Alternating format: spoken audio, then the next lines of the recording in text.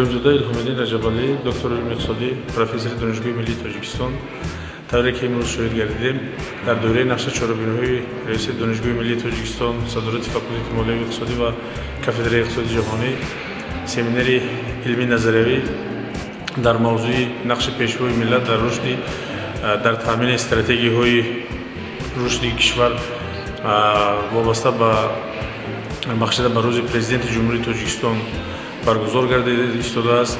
ки ин бевосита аз таҷлили рӯзи президенти ҷумҳурии Тоҷикистон вобаста ба қонуни ҷумҳурии Тоҷикистон дар бораи таҷлили рӯзи идҳо баргузор гардида истодааст ва ҳамзамон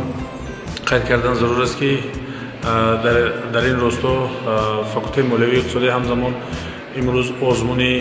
байни донишҷӯён, яъне озмун олимпиадаи байни донишҷӯён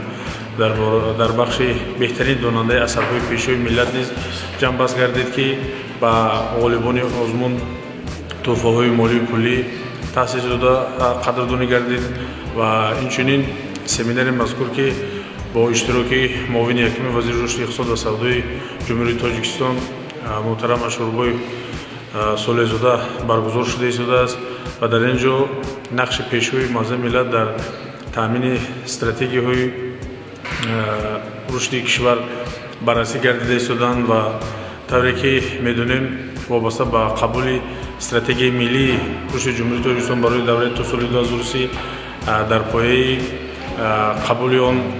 стратегияҳое ки аз ҷониби Созмони Милали Муттаҳид ва дигар стратегияҳо барои рушди ҳазорсола,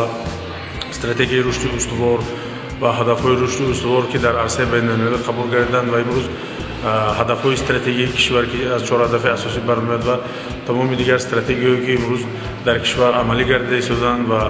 мебинем ки аксарияти он ҳадафҳои миёнамуҳлат ки аз соли 2015-20 қабул гардида буд, зиёда аз 70-80% онҳо иҷро гардиданд ва имрӯз бо стратегияи дигари миёнамуҳлати 2021-25 ва дигар самтҳо идома дорад ва дар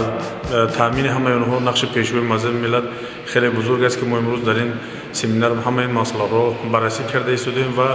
ҳамзамон тавре ки медонем дар донишгоҳ бо ибтикори раёсати донишгоҳ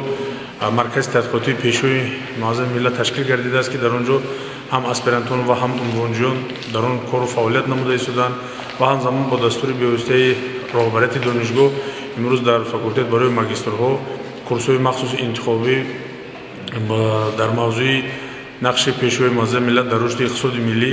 гузаронда шуда истодааст ки барои муайян кардан ва тадқиқ кардани он ҳадафҳо он масъалаҳое ки бевосита бо ибтикори пешрӯи мавзеъ миллат баррасӣ гардида истоданд таҳлилу тадқиқ гардида истоданд.